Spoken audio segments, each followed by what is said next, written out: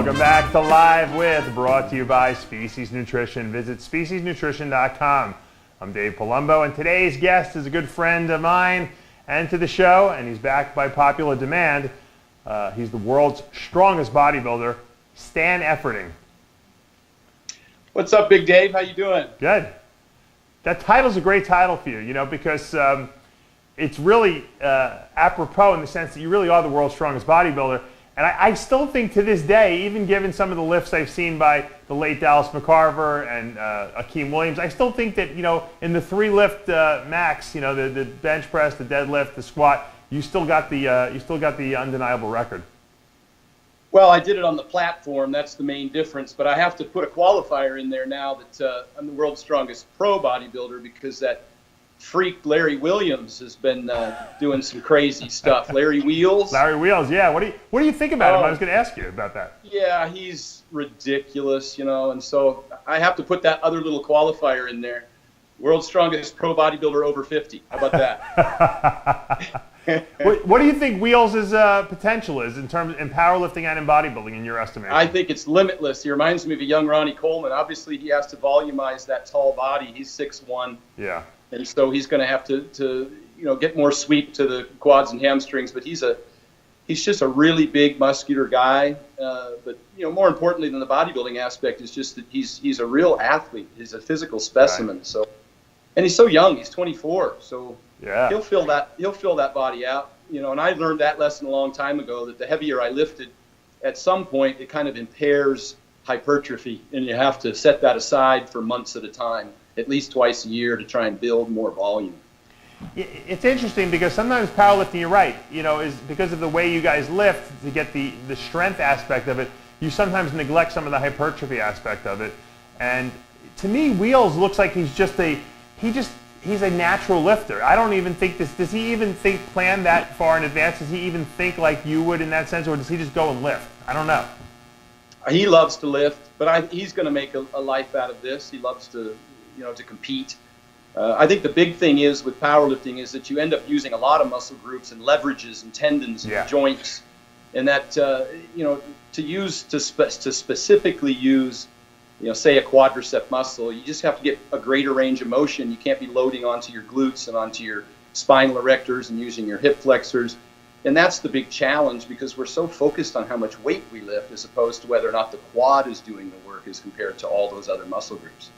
Yeah, you're right, but I mean, when I look at Wheels lift, it's not like watching another powerlifter. When I see a powerlifter get under a bar, there's such mental focus, and they almost look nervous, and you don't know if they're going to be. This guy gets under the bar like he's at the beach or something like that. And it reminds me of Akeem Williams too, and it just looks so easy for them. He doesn't look like he's straining. He looks like he's where he's supposed to be. Does that make sense to you? Makes sense. Yeah, he's a phenom. I had some. Throughout my career, I had some times at which it seemed like everything I touched was light. Yeah. And I understand the feeling. It's euphoric. It's not that way anymore, of course. You have a very interesting story, though, Stan, because you spent many years working on a company. I want you to explain what you did. And you sold the company for a lot of money. And then you said, you know what, now I'm going to live the bodybuilding dream that I wanted to dream, which is you did it in the right order. Some guys try to do the dream first. But explain to us how you got into this business and what it was all about. Well, I wanted to be a pro bodybuilder, from the time I was 17 years old. Mm-hmm. When I was in college down at the University of Oregon, I used to get in my car and drive down to Gold's Venice, take a long road trip, and sit and watch those guys train. Right. What's interesting as a side note is that the same things that they did way back then in the late 80s are proving to be the most beneficial today. With all the science that has come out and all the studies and the research and the great information that we have accessible, a lot of them are saying the bros were right. And every single one of those guys, as you recall, was training twice a day. They were eating 6 to 8 times a day. They were sleeping 8-9 hours a night plus a nap. Right. And it was almost every single day. They didn't. They just pounded away at it for months and months and years and years. And those are the things that that stick in my mind as being the pervasive, I think, consistent things that you have to do to be successful. But I wasn't gifted in that regard. I was a 135-pound guy in college, and so I did everything I could to chase my dream as far as I could. I thought that lifting the heavier weights would make me bigger, and at some point I learned my lesson that, that just because you're stronger doesn't necessarily mean you look better for bodybuilding. Right. So, I changed gears at about 1997 or so. I had competed solid for over 10 years. And then I started a business. I realized that powerlifting and bodybuilding was never going to be a career. At the time, we didn't have social media. You couldn't monetize that unless you winning and in the magazines and getting sponsorships. There was no way to create your own value. Very different picture today. So I spent 10 years building a business. I didn't compete. There were times there where I didn't even train for a year or two. Wow. And it wasn't until about 2006 that I came back and decided that I was going to compete again. But by then, like you said, I had created a couple of successful businesses. I had built a telephone company into a $25 million a year business, and I had bought, built, and converted and sold nearly $60 million in real estate during that time. How did you get into that, though, Stan? How did you learn about all that stuff? Was that just something that you kind of fell into, or was it something you were interested in before that? Like, you're making it seem like it was so easy, but how did you do something so elaborate, I should say? Well, it's important that you ask that question because I had the intellectual property. I had experience in that. All throughout the time that I was in college and after college, I was managing large apartment communities and helped a developer build a 150-unit, $15 million community. Mm-hmm. So I learned a lot of that. And then we had our own telephone and cable access. And so I learned all about that. And then I worked for a $1 billion REIT running a $100 million property. It was 1,200 units with almost 3,000 people living in it. And so I had the experience. I did it already for someone else. And that's important because I knew a lot about it. And so when I started my own very small phone company, I already had, I was vice president of a telecommunications company for 3 years. So I knew about it. And I always encourage people to do things that are in their wheelhouse, that they have experience, knowledge, so they don't flounder for many, many years. Fortunately, I was able to be mentored by a good real estate developer. So, first the phone company, and with the revenue from the phone company, I was able to invest in real estate. And of course, at the time, you only needed 3% down. Oh, right. And, you could buy land and build properties and buy condo conversions, and the bank would finance the lion's share of the conversion. Mm-hmm. So we did really well. I bought and sold multiple apartment communities, either in whole or parted them out into condos, and built subdivisions and single-family homes, and bought commercial real estate and remodeled it and sold it. Weren't you like a nervous wreck, Stan, doing this? I mean, because you must have had huge loans you were taking out from the bank, mortgages and stuff like that. That had to be very stressful. Yeah, absolutely. No, of course, at the time, the real estate market was booming. And that's kind of when I started getting back into bodybuilding. And I had a lot of free time. I had a lot of money. I had a good staff working for me. Right. And I was able to hop on a plane and fly down to train with Flex Wheeler for a couple of months, and then fly over and train with Mark Bell for a couple of months. And, I've said before, I did a rant called, I think I said, Why I'm a Hypocrite, because I was able to pay Flex Wheeler, that's not cheap. To train me twice a day for 2 months straight. Wow. That's $15,000, $20,000. Wow. And that good for Flex, charging you that. And that's reasonable. That was a discount. That's $100 a session. Two sessions a day is $200 a day for 2 months. You're looking at 12 plus grand. And then even worse than that is trying to stay in a hotel with a kitchen. Right. That's another $150 a day. So I kind of started doing the math, and it might have cost me $40,000 just to win my pro card. At least you got it, though, right? So. Yeah, at least I got it. And I learned a lot in the process, there's no question. But that was an interesting time. I was able to go down and train with Charles Glass at the time. I was able to go out and train with Mark Bell. I spent 2 months there, go out and train with Eddie Cohn. Right. I was able to work with some of the greatest coaches in the industry. I worked with you on an off-season program back in the early 2010. Absolutely. You took my guru course, too. Yeah. And I took your guru course. Matter of fact, I got the book right here. I can kept that. And I know you thought I was sleeping just because I was the day after that gum surgery, but I actually took notes. Wow. Look at that. You know, Stan, you're like a prodigy. You must have a photographic memory. I'm convinced of it. I don't know. I'll read something 10 times, or I'll watch a video over and over again with a notepad. And if I watch a really good video, I'm pissed because I have to watch it again with a notepad and write everything down that I wanted to remember. And so I try to put all this into my bucket, of my toolkit to work with over the years. And I apply it to myself. And, I did the blood tests every month for 12 years now. I've done blood tests and all kinds of different things to try and garner whatever information I can. Right. And apply it to myself and then to others. But you're not to get. I watch your YouTube channel, Stan. I not to interrupt, but I watch your YouTube channel, and I actually almost believe that you're reading off a script, which I know you're not because you're driving your car. I don't know how you do it. It's like you have some. It's like you organize your thoughts very well in your head, and you can, and I consider myself pretty good at articulating my thoughts. But you're like almost like a computer reciting this stuff. I don't know how you do it. It's amazing. Yeah, I get so tired of watching an hour video and getting 10 minutes or 5 minutes worth of information out. Right. My time's too valuable. So I didn't want to do that to people who watched me. And so I spent a lot of time, all research and write and rehearse and record all of my stuff that I do. So that I could give people. I didn't know that. It's interesting. Yeah, that's why I don't do them very often, because it takes me 3 days to put one together. Thank God. I feel better now because I thought you were just a prodigy, Yeah, no, not at all. I watch your stuff, and I'm always amazed how you come up with this just right off the top of your head. But you've been doing it for so long. Yeah.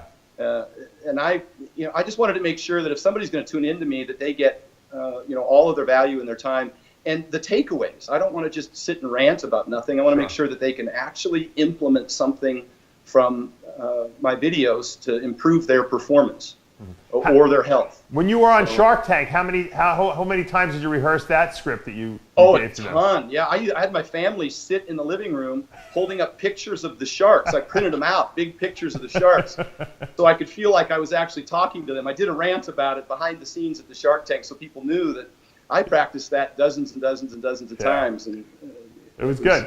It was great. That was very entertaining. I've watched it about 10 times. It's interesting though, because you're a guy who's made a lot of money. You obviously are set for life. You don't need to make any more money, and yet you still are out there, creating new businesses for yourself. Is that just because you're a creative being that you need to constantly be doing something, or is this something that you're really passionate about? I'm just type A. I've got to dive into something. I don't know what I would do if I wasn't. I'll tell you this, and a lot of people don't know this. I've talked about it a few times. When the real estate market collapsed, I lost $20 million overnight. Oh, did you? Wow. Yeah, I went to bed on a Friday worth $20 million and woke up Monday, and the banks were calling me, asking me to pay down these loans. It's kind of why I mentioned that you could put 3% down on a property. I owned a couple apartment communities. I had 20 homes I had just finished that hadn't been sold. I had a commercial building worth $3 million. Right. I had a $2.5 million home. And the banks were lining up trying to get me to pay down my loans on depreciated properties. So let's say, for instance, I paid $4 million for a 100-unit apartment community, and I only had to put 3% down. So they asked me for $120,000 to buy that property. Wow. Well, when the market collapsed, all of a sudden the property was worth about $2 million. Right. And they wanted an 80% debt to equity ratio. So they wanted me to pay it down to 1.6. Oof. And I only had, $120,000 down on the property. So sure. They were chasing me for millions and millions of dollars. And of course I had personally guaranteed that. And then I had all my assets lined up against it. I had multiple homes, condos, my home I owned outright, everything I owned, other than my investments I owned outright. And so it was a really, really difficult time. Kind of reminds me of Donald Trump's story in the 80s when the market collapsed and he had to go to the banks at 4 a.m. in the morning. And I was in a similar situation. I had to negotiate. I had to postpone payments and be afforded the opportunity to sell properties. And wow, that took a long time. And during that time, obviously I got out of the real estate market because that was horrendous. Sure. And started an engineering firm, started some medical marijuana businesses that we still have going, and recreational businesses, and just kept forging away. So I'm not as risk tolerant as I used to be. Right. I'm certainly not as let me say comfortable as I used to be. So I'm a little more conservative now. I got out of it without being completely destroyed. I didn't jump in front of a train like most people did during that time. Yeah. You remember, many folks were. Sure. It was a bad time. But, that's just, to me, I always looked at it like Monopoly. I didn't grow up with money. I was in a very, conservative home, I would say modest. My dad worked for the government. My mom was a homemaker. And so I never really looked at it as anything more than an adventure. And so I didn't, I didn't take it too personally. To me, it's Monopoly. And when I take out a credit card or I take out a loan on a home, the people that I do business with, they're investing as well. They're getting a return on their money, and they have to take some risk. So if I've got credit card companies calling me, I don't really care. It doesn't faze me. You guys took a risk, sucker. Yeah. Nobody's bailing me out, and so I just reinvested my time and energies into something that I thought would provide a return. And fortunately, I was able to build a couple more multi-million-dollar companies in the meantime. So I gotcha. I'm certainly quite comfortable, but I'm not a fat cat like I used to be. It's all right. Sitting behind Donald Trump at the UFC fights in the second row. That's the good old days. Stan, explain the vertical diet, because a lot of people, I kind of know what it is, but a lot of people have been asking me about, what I think about it. So just give us a brief synopsis of how you came up with this and what exactly, are the tenets of it. I created the diet mostly for performance, and I wanted to start with a solid foundation of highly bioavailable micronutrients, which means I wanted to eat the foods that were the most easily digested and provided the most vitamins and minerals. Mm-hmm. I don't look at a nutrition program in terms of macros necessarily. I like to look at it in terms of micronutrients. I also designed it because, if it fits your macros, as it were, doesn't address gut health. Mm-hmm. And one of the big things I've always struggled with is that a lot of foods would wreak havoc on my gut. Vegetable oils, and of course, when you're trying to bulk, things like breads and pastas and pizzas and pancakes and mm-hmm. All the carbs that we tend to forage on to gain scale weight don't necessarily sit on us very well. Mm-hmm. And it causes insulin resistance, and it interferes with digestion, and people are popping Tums like crazy because they're getting gastric reflux, and that's very, very common in the industry. And this includes women who are dieting and they're just eating very nutrient poor foods, and egg white, broccoli, and they end up with deficiencies, iron deficiencies, B12 deficiencies. So I wanted to create a diet that wouldn't cause bloating and gas. I focused on digestion first and make sure that I didn't have any problems with nutrient deficiencies. And you're huge on that as well. You're one of the few people that's really focused on vitamins and minerals and understands how important they are. We see all this metabolic adaptation. A lot of it is a result of micronutrient deficiencies. Mm-hmm. And so we make sure and get people adequate calcium, adequate magnesium, adequate sodium, adequate potassium. All of those things are really essential for stimulating metabolism. And I added a few other items in there from my experience and from the literature that also seem to help people with performance. And, another thing it doesn't address is the immune system. Something like a macros diet doesn't address whether or not your digestion is adequate, and you might be creating autoimmune deficiencies. Getting indigested proteins or indigested carbs into the small intestine and creating mm-hmm. gas, maybe permeability. That starts to lead to a lot of havoc. And ultimately, the big thing about the program, and it's not just the vertical diet, it's the vertical diet and peak performance. And it takes into account sleep as a huge component that can't be separated from nutrition and digestion. It takes into account hydration, which is another huge component. Yeah. And it takes into account how all of these things affect hormones. We take a lot of abuse in this industry, Dave, you and I both, because the industry is very commonly, a lot of people use performance-enhancing drugs. And for a while, they can compensate for these deficiencies.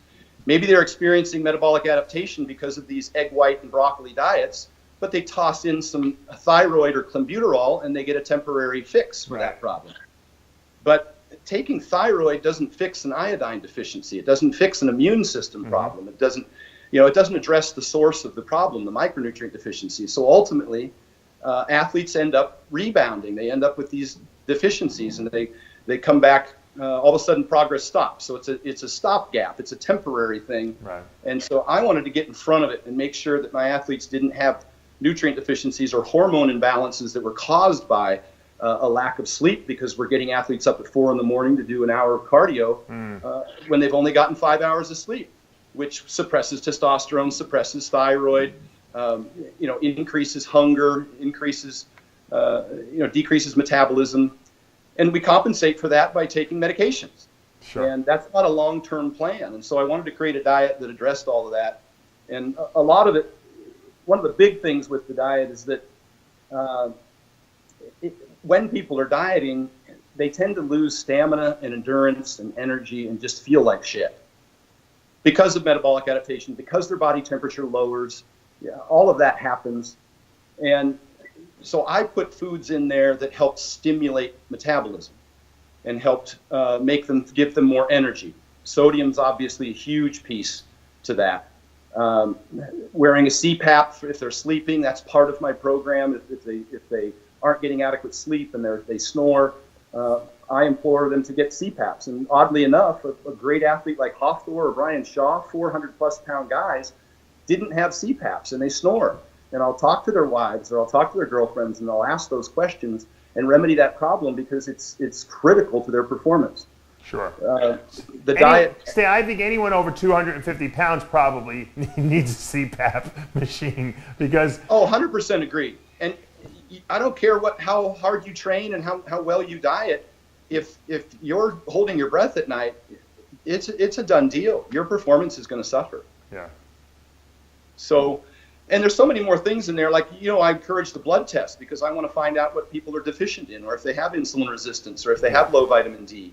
And so I try and encourage them to address all of those deficiency issues. And I put in a host of different foods. Like I make sure they salt their meals. I ask them to get in iodine because about 50% of athletes that sweat a lot have an iodine deficiency. Yep. And that's directly related to thyroid, which of course is metabolism, and body temperature, which is critical for people who are trying to perform. Well, how many people do you know, Stan, nowadays that take in like Himalayan sea salt, thinking that it's good for them. Himalayan pink salt, they use the sea salts. They have no iodine. The regular stupid, cheap, store-bought iodized salt is probably the best thing for you to use because of the iodine in there, which obviously, like you said, helps thyroid. When I created the species line of products to address a lot of these things you're talking about, because I knew people wouldn't get what they need from their foods. I know that I see what people eat. They're completely devoid of minerals and vitamins. And I'm also, I'm a big advocate of salting everything. People think I'm crazy with the amount of salt that I consume and tell people to use with soy sauce. My wife cringes when she sees me pour the soy sauce bottle on my food. But you need electrolytes, especially when you work out. I mean, you're right. People don't get it. A lot of them. And it affects metabolism for weight loss, and it affects performance. It affects digestion, sodium chloride, hydrochloric acid. So it's absolutely essential. Probably the number one thing is when I did my salt rant that people reach out to me from all over the world is about how their performance improved and how much better they feel and how their digestion is improved. Salt's probably one of the biggest things. Another thing that athletes tend to do is they tend to restrict foods for no particular reason. One of them is fruit, especially women that are dieting, and because they associate it with fructose, which then, high fructose corn syrup becomes their train of thought. But fruit's hugely important for metabolism, and stimulating the liver, which is enormous. Too much, of course, you can get into fatty liver disease with fructose, certainly, but a little bit, taken periodically throughout the day, raises the body temperature, increases metabolism, and it's just very effective. I've also noticed that it helped bring down AST and ALT, liver enzymes, which is huge for athletes that are using performance-enhancing drugs in particular, because the liver starts to get taxed as a result, the orals in particular. And that'll zap appetite, and that'll prevent fat loss. And so the fruit really helps with that. And I've seen that in my blood tests and those from many athletes that I've trained. It's critical. I've also noticed that with those 3 or 4 things, with the iodine and the salt and the fruit and calcium, I'll talk a little bit more about that in a second, those 4 are potent stimulators of metabolism. And I've had women who have been on thyroid who would wake up in the morning and test their body temperature, put a thermometer under their armpit for about 10 minutes, and they would try and see what their body temperature was. Because as we know, that's indicative of your BMR. How many calories you're going to burn that day is going to be based on your body temperature. And that's the bulk of the calories that you burn at rest is from body temperature primarily. And we think 98.6, but typically that runs 97.8 to 98.2. But if it's below 97.8, you're going to have a hell of a time burning calories. You may already be experiencing metabolic adaptation, and your metabolism is going to slow, and you're just not going to burn as many calories. When I get them to consume those 4 things, all of a sudden their body temperature starts to go up, 98.4 in the mornings. And they can decrease or eliminate their thyroid medication, which isn't always advisable, but oftentimes it could be of benefit. So that's a huge thing. And of course, to increase calcium, you want to take vitamin D3 because that increases calcium uptake by about 20-fold. And then you'll need K2, which I try and get from egg yolks and grass-fed butters and the like, so I can help keep the arteries decalcified.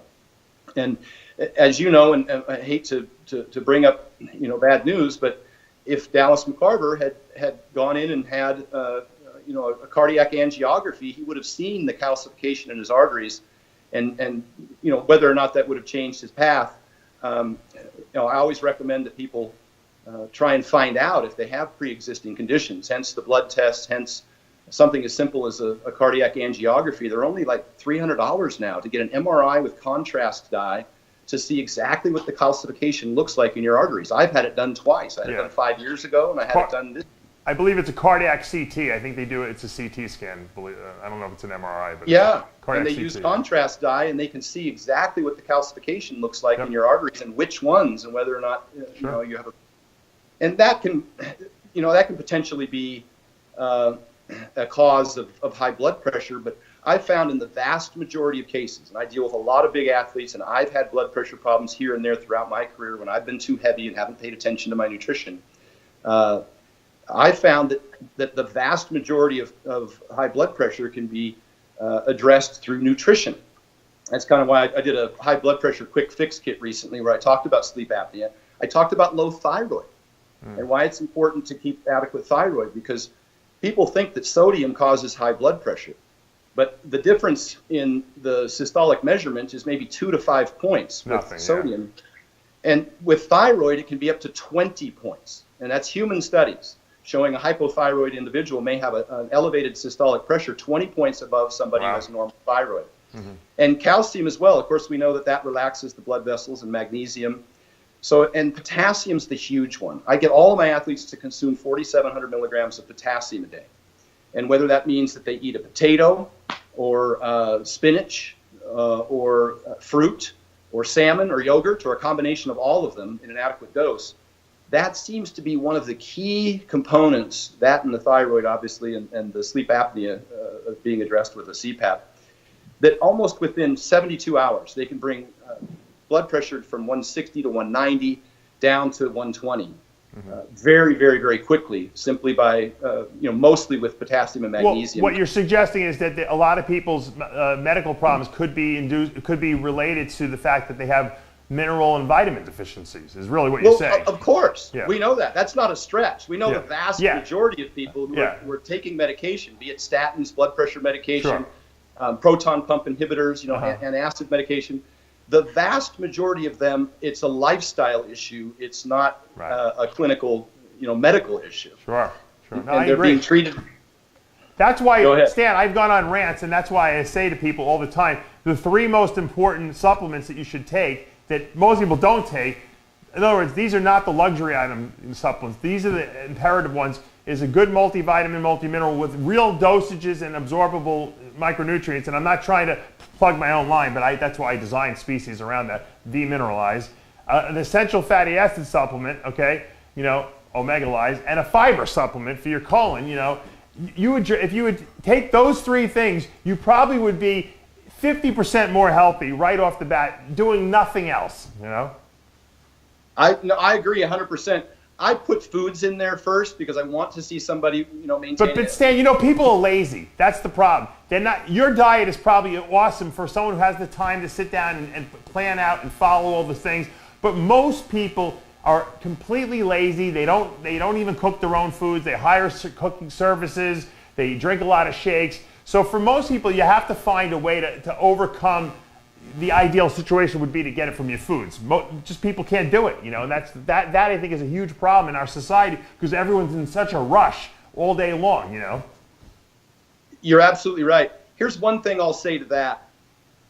If you're taking a supplement, then you're probably not as likely to be as diligent about what you're eating. You might eat a little bit of everything, True. Kind of the whole, if it fits your macros or the 80-20 rule. Right. My biggest challenge with that is what does that 20% do to you? How does it affect your digestive health? How does it affect your immune system? How does it affect your hormones? You cannot compensate for taking in poor food by taking in vitamins. No, minerals. you're right. But you know what? It's a good insurance policy, as I like to say.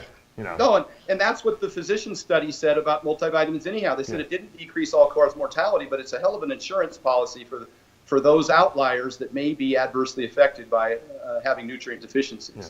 The problem is that a lot of people that take multivitamins take, a Centrum 1 a day, which does nothing. It has no absorbable nutrients in there. There's no real dosages of anything of any relevance in there. And they think it's a panacea in their mind. Oh, I took a multivitamin, I'm good. So, it goes back to the old, marketing, ploys that these companies use. You're watching TV and you see, oh, take this. You don't have to worry about anything else. You can do whatever you want. And obviously that's just not the case, and that's what you're trying to address.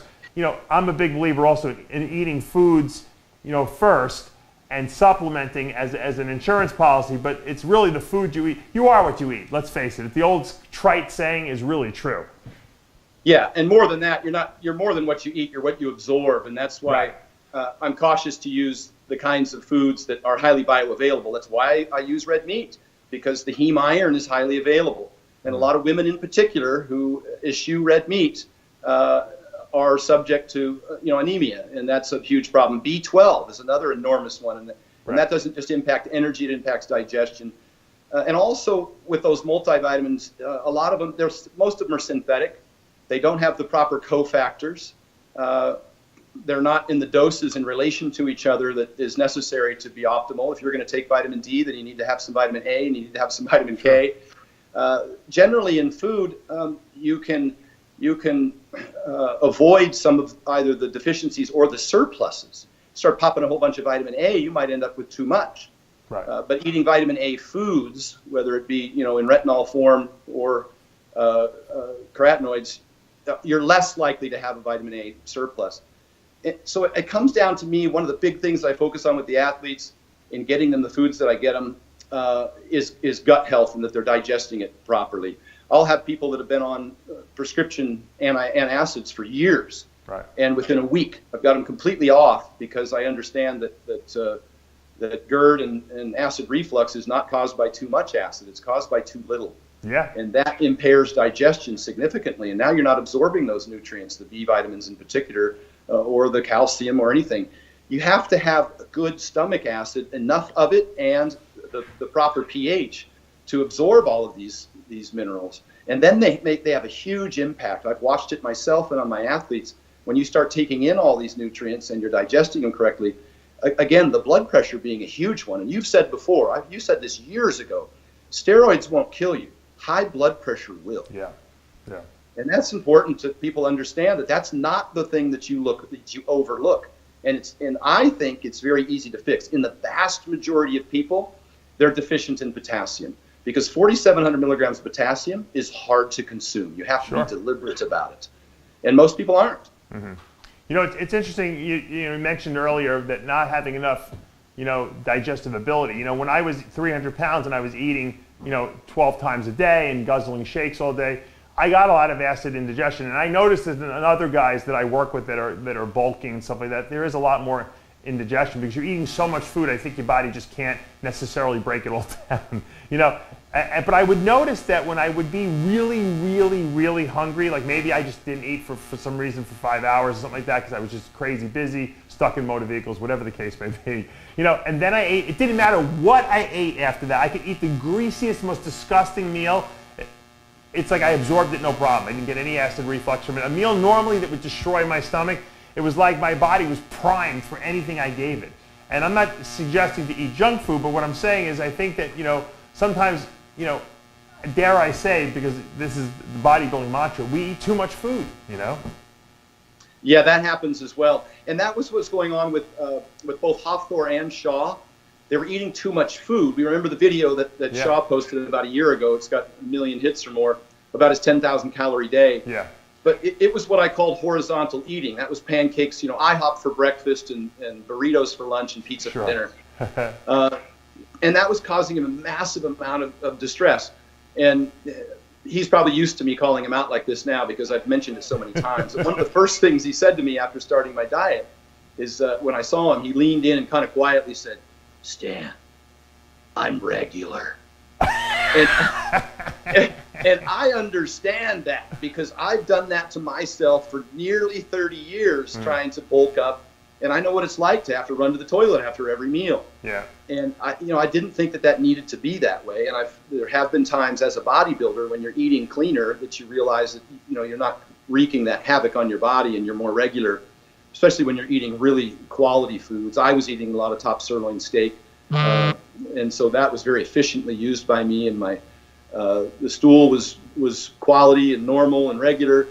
And so I tried to employ some of those same techniques with Hafthor and Shaw. They just said they'd reached a point at which they were just gaining fat. They weren't getting any stronger. They were just getting fatter. And so we've performed the blood test, find out they were vitamin D3 deficient, find out that they were insulin resistant, find out that they obviously didn't have a CPAP.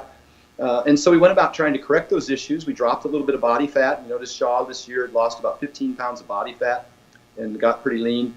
Thor, the same thing.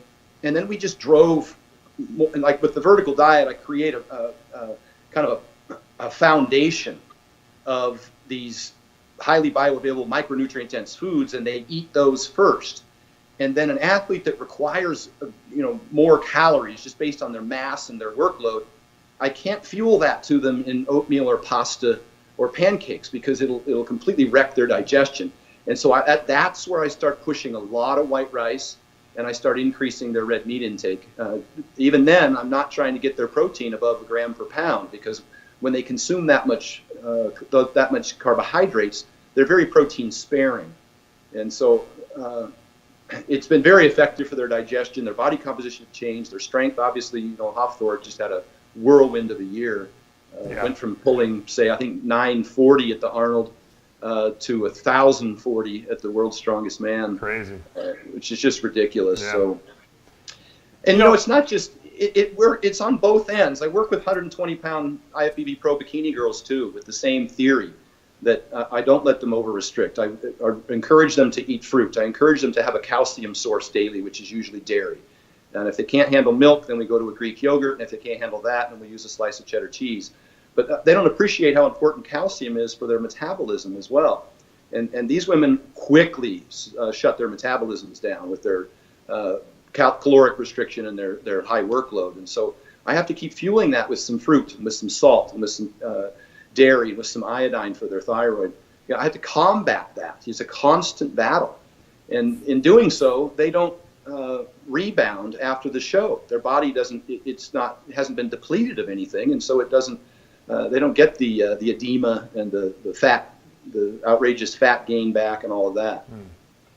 Well, you got a great channel on YouTube there. You're getting a tremendous amount of traffic and hits. I see it. You know, I watch some of the videos myself when I have time, although I have very little time these days. You know how that goes when you have kids. I do, yeah. But if people want to get in touch with you, Stan, what's the best way? You know, Stan Efferding is always good. My Instagram, Stan Efferding. My YouTube, Stan Efferding. My website, stanefferding.com. And then, of course, now I have The Vertical Diet, which is theverticaldiet.com, and at The Vertical Diet on Instagram. And before we close out, I should say that because of my big push into whole foods and nutrition, I recently partnered with one of the largest meal prep companies in the country, and they do 4 million meals a year. They've been in business for 20 years, and they have an extraordinary track record. And they also have millions invested in meal prep equipment. They have ovens that are moisture controlled. They have a modified atmospheric pressure machine to then wrap the food after it's cooked, right? Which takes the oxygen out of it, and so it stays fresher longer. And then they have these rapid freezing equipment, we call flash freezing, so that there's no moisture develops on the food, and you don't get ice crystals and cause the freezer burn. So these guys, and those are millions of dollars worth of equipment they've invested in, and they ship all over the country, all 48 states. And I went up and I partnered with them, and I sat down, and their chef and their nutritionist, and we ordered we sourced the grass-fed bison and the line-caught salmon. We're rendering our own beef tallow because, I won't cook anything in vegetable oil. Right. And we're boiling our own bone broth because I want to make sure that it's just boiled bones and doesn't have a bunch of chicken flavor and vegetable oil and things that might wreak havoc on the stomach. And we put together a delicious menu, and so now I own a meal prep company, theverticaldiet.com, awesome. Where I'm serving monster mashes all over the country. We're about 5 weeks in, and we've served over 30,000 meals now in the first 5 weeks. Wow, that's a lot. Yeah, that's tremendous. You got to send me some meals, Stan, so I could sample them for the. I'm going to. Yeah, you'll get hooked. I'm telling you, they're delicious. Which is, I get people sending me free meals all the time, as a lot of people do in this industry because they're trying to market their products. Right. But I won't eat them for more than a week because they taste like garbage. Yeah. And that was the one big thing that I wanted to do different here, was make sure the meals tasted good. And so we went the extra mile to source the better quality ingredients. Sure. And to make these things with beef tallow and bone broth so they would be moist and delicious. I'm like I said, I always like to see healthy foods out there. There's not that much available. You're making it easy for people. They get shipped to their house. I mean, that's a great service you're offering. Where do you see yourself going now? Like, what's the next step in what you're trying to do? Because I know you always got a plan in your head. I'm getting the vertical diet. Dave, it went absolutely viral. I've had people from Are you all looking over the to world. sell this program? Is that your ultimate goal? Because you like to do these big projects and then sell them off. Yeah, I took the same diet that I've been using with Hawthorne for 2 years. Right. And it's very detailed. It's the same one I gave to Brian Shaw. Even at CrossFit this week, Camille LeBlanc, Ben Smith, Becca Voigt, they're all athletes that use the vertical diet. They're all former CrossFit national champions. Tyler Beede is the pitcher for the San Francisco Giants. Of course, Larry Wheels and Dan Green used it. Stephanie Sanzo from Steph Fitmum from Australia, and even Bradley Martin. When I went down and worked with him, he was having trouble with his diet, and so we got him on the vertical diet. So I've used it with a lot of people. It's very comprehensive. So I put it out about 4 months ago for people to buy, exactly the same program I provide for all these high-profile athletes that I work with directly. And it just went viral. I've sold thousands, almost 10,000 of them. Wow. But it's been downloaded 50 or 60,000 times because I can track the downloads. And this is all over the world. I get messages from every country. People what are you actually selling, though, Stan? What actually are people buying? A customized diet for themselves, or what is it? I include everything in there, from the sleep protocol to the hydration protocol to the diet. I list exactly what foods to eat. I put sample macros for different goals. I have sample diets for different goals. Of course, there's a BMR calculator to adjust your starting point. And I also have hypertrophy training and the strength training program in there. So it's supposed to be something that you can customize. I'll have husband and wife at the same house, one power lifter, one bikini competitor, using the same diet, but just adjusting for calories, using the same nutrient-dense foods that help them with their health and their performance and their energy levels, etc. And it's exploded. And so now what I'm doing is I'm working on getting it finalized to do. I should say this: I've already put out Vertical Diet 2.0, where I added more information. All the people who bought the 1.0 got it for free. Right. And I'm working on the 3.0, and everybody who purchased the 1 or the 2 is going to get the 3.0 for free. So as I continue to develop the program and work with athletes and get feedback, and incorporate, hacks and tricks and diets and all that stuff. I'll keep providing it for people. But now I'm going to launch a book next month. I'm going to put it out on Kindle and Amazon, and that's kind of the next phase of this, and then start doing vertical diet certifications, because I have an app being developed, and I want trainers at any gym in the country to be able to download the app for free and set themselves up as a trainer, and then have their clients download the app and set their clients up as their clients, so they can see all of their clients underneath their heading as the trainer, right, as the admin. And now they can follow their diets. They're going to be able to take pictures of their food every day, and you can see exactly what they eat. It'll be time and date stamped. They'll be able to submit photos on a weekly basis. They'll have a checklist, and the trainer will be able to see how many hours they slept, whether or not they trained, what they ate, all the different checklist items, whether or not they took their vitamin D, what they weighed in the morning if they have a regular weight. So they can use it as a method for compliance, which for me, as you've heard me harp on, the number one thing you can do is, I always say that what's the best diet? The one you'll follow. And what's the best exercise? The one you'll do. And this app is a compliance app that allows trainers to have more information more often about their clients, so they can quickly intervene where necessary and provide them the information they need to be successful. Well, that's great. Stan, congratulations on building this whole program, and you'll keep us updated. You'll send me some meals. I'll do a little review on them, and I always love talking to you. We always have great conversation. All right. Thanks, Dave. All right. That's going to take us to the end of another episode of Live With, brought to you by Species Nutrition. Visit speciesnutrition.com. I'm Dave Palumbo, and we'll see you next time.